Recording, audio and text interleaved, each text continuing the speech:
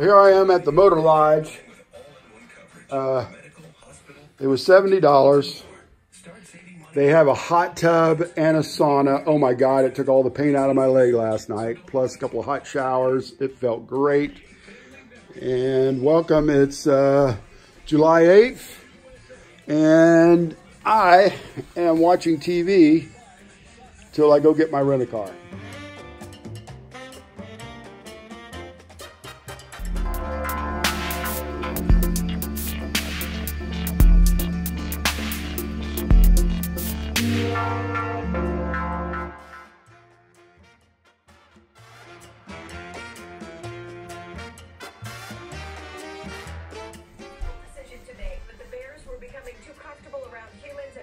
Anyone to get hurt.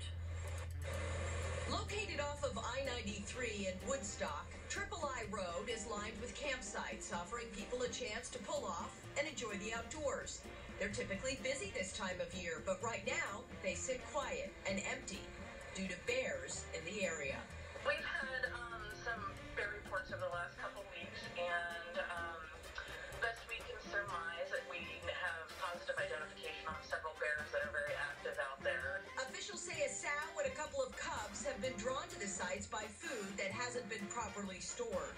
They're getting what we call food rewards, so they're pulling food off tables, food that's left out. So that's never a good thing for the bears because it habituates them into wanting that easy food reward. State officials now issuing a statewide warning to locals and tourists. Make sure to take the proper precautions when spending time outdoors. Anytime people are camping, they should really be aware about their food and locking it up. If they're near their cars, locking it in their cars with the windows up at night. If they're camping somewhere that has storage lockers for their food, putting the food in there and just keeping a neat and tidy campsite. News of the sightings does not concern Michelle Masterson of Laconia, as she does what she can to prevent run-ins. Take our coolers, put it on a pallet, and tie it in ropes and pull it all the way up into the trees, or we put it back in our vehicles. Important to note that other activities are still available here on this recreation area on Triple I Road. However, there is no timeline for when those campsites might reopen. We're live in Woodstock this morning. Amy Cavino, WMU. I'm at Parker's Motel. He has a hot tub and a sauna. That was so great. Stayed in a room. It was $70. There was an extra bed in there. If I'd had anybody with me, they could have split it with me. Definitely the way to go. It's pretty close to the Flume, or where everybody gets off in Franconia Notch. I ended up over here after walking for quite a while, and I said, you know what, I'm just gonna stay here. There's also a restaurant just down the road, if you can see, right there. It's called Indian Head. I didn't eat there because I had plenty of food, so I went ahead and ate in my room. Yeah, I'm getting a little cheaper in my old age. Anyway, I'm going to, I talked to the owner here, and he's going to give me a ride to go pick up my rent-a-car, which turns out cheaper than taking a taxi. I'm going to pay him $40, and we're going to go about 20 miles, go pick up a rent-a-car, and go from there. Downtown Lincoln, and I would not have recognized it from a month and a half ago. It's just totally different. All the green and all the woods, because it was not green a month and a half ago.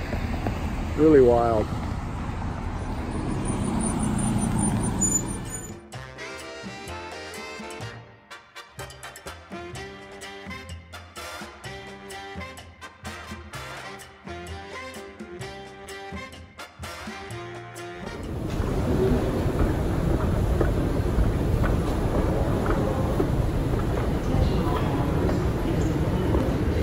Well, I made it out of the mountains. I made it to Boston. I made it to Charlotte. Now I'm flying to Richmond on a really small plane. I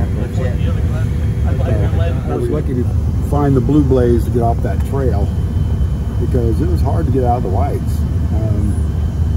I did Yellow Blaze back to the hotel, and then the hotel guy gave me a ride.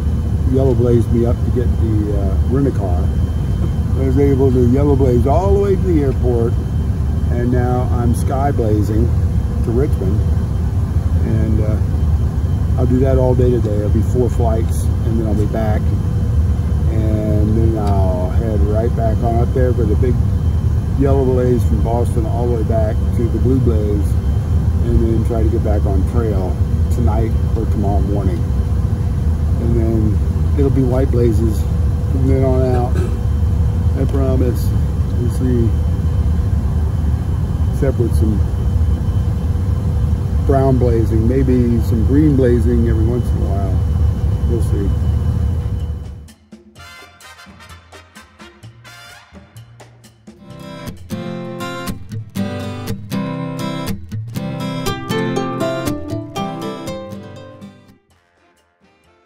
So this is me eating breakfast this morning. I wanted to talk today about some famous hikers.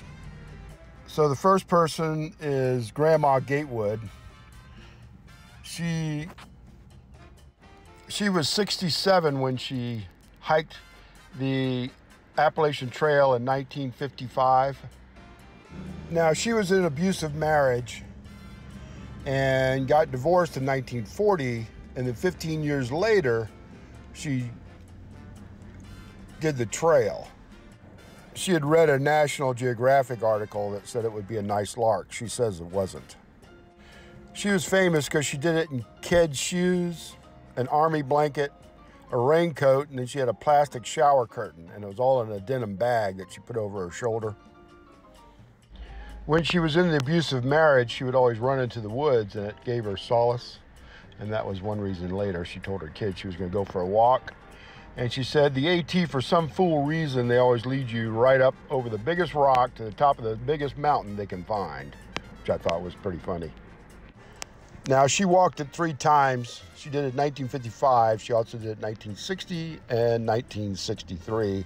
And she's the oldest female to walk the trail. So this is Dale Sanders. He's the oldest through hiker. He was 82 when he completed it in 2017. He also paddled the Mississippi, which was another 2,300 miles. Now, this is Buddy Backpacker, or Christian Thomas. He was the youngest person to ever hike the AT. He was 5 years old when he did the AT. He came back 2 years later, did the PCT, and then 2 years later after that, did the CDT. He said he felt proud of what he had done and what his family had done. But the first thing he wanted to do was go to a Chinese buffet. Now, this guy is Andrew Skirka, and he said he thinks planning to be a pro adventurer is about as realistic as planning to be a basketball player, so I don't usually encourage it. He's really famous for ultralight, ultra long distance. In 2005, he did 7,800 miles sea to sea. It took him 11 months from Quebec to Washington State.